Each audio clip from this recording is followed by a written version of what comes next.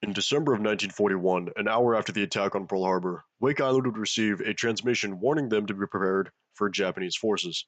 Wake Island was inhabited by 450 Marine Corps artillerymen, 1,200 civilian construction workers, and 70 Marine Corps medics. Their armaments, 3 emplacements of 5-inch guns, 12 3-inch anti-aircraft guns, and an array of machine guns. The island was also housed by Wildcat Squadron 211, which consisted of 12 F-4F Wildcats. 2 hours later, the Japanese sent 27 bombers to conduct air raids over the course of 2 days, destroying 8 of the 12 Wildcats. After these attacks, 400 civilian construction workers volunteered to fight the Japanese. On December 11th, Japan would send 3 light cruisers, 6 destroyers, 3 subs, 2 PT boats, 2 amphibious ships, and 450 Japanese Marines, thus officially starting the battle for Wake Island. The Japanese Marines then boarded Daihatsu landing craft, and the remaining 4 Wildcats would scramble to defend against air attacks. At this time, Japanese ships began their bombardment of coastal defenses. However, the American guns on the island remained silent, tracking the position of the enemy as they reversed their direction and got closer to the island.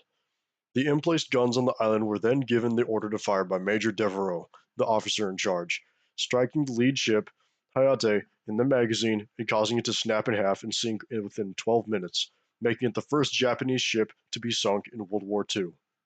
The Japanese got closer. Should we ask the major to open fire? Yeah, I'll radio him.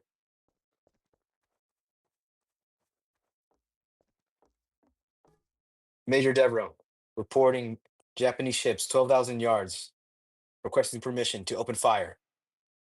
Permission denied. Hold your fire. But Major, I don't understand. Our guns can accurately pin these guys down. Because those Japanese guns outrange ours tenfold. The strategy that I decided we're going to use is we're going to play dead. Understood, Major. Hey. Major denied permission. Oh. That's fine, I guess. They're getting really close. They're like 4,000 yards. What? I'll let Major know right now.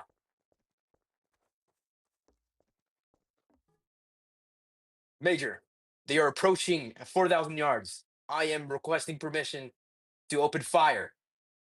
4,000 yards sounds close enough. Permission granted. Open fire. Finally. Thank you, sir. We're allowed to open fire!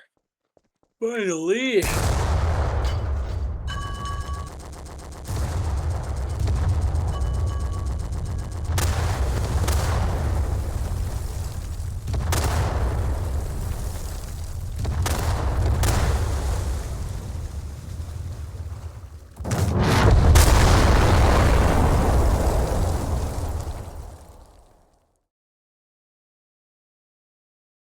After sustaining multiple losses, the remaining Japanese ships retreated.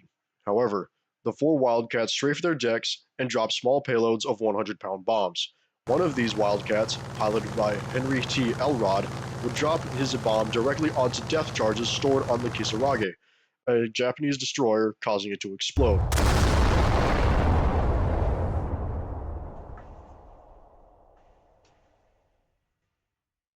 The aftermath of this first battle left 2 Wildcats unflyable, along with only 5 people being injured. No fatalities for the Americans. Japan lost 2 destroyers, a submarine, and over 300 men. Word of this victory against the Japanese would make it back home to the United States and help remedy the wounds caused by Pearl Harbor. For the next 10 days, Japan would continue bombing the island and miss everything important, thankfully. Japanese forces would then send 3 light cruisers, 6 destroyers, 2 PT cruisers, 2 amphibious landing craft, 2 submarines, 4 heavy cruisers, 2 mine layers, 2 aircraft carriers, 50 aircraft, and 1,500 or more Japanese soldiers, while the Americans were considered collateral damage due to the fear of losing more ships. The second battle would begin on December 22nd, 1941. This time, the Japanese would stay out of range of the Americans' 5-inch guns and send out 900 Japanese Marines and all 50 aircraft. The last 2 F-4F Wildcats would go on to fight the 50 Japanese aircraft and take down 21 before being shot down themselves. The remaining Japanese aircraft then strafed the island while dropping bombs, but only managing to hit some communication lines, leading to the command bunker where Major Devereaux continued giving his orders without knowing the lines had been cut. After receiving no response, his fear of the Japanese overrunning the island seemed to be reality, as when he left his bunker 11 hours later, he saw the island littered with Japanese flags. But these were not normal Japanese flags. They were good luck flags given to Japanese soldiers by their families to hang on their rifles. Major Devereaux would then go around the island telling his men to surrender, leading to the Japanese victory and occupation of Wake Island. But surrendering, in the eyes of the Japanese, was considered subhuman. The Japanese, mad that they just lost 600 soldiers while the Americans only lost 52 Marines and 70 construction workers, still tragic, then took all the inhabitants of Wake Island, stripped them down, tied them together in groups of 15 with telephone wire, and marched them all down to the airfield to execute them. The Japanese admiral stopped this from happening, though, because the emperor had ordered them to spare their lives. Likely not because they wanted to, but because the whole world heard about what happened in the first battle and was now watching every move the Japanese made.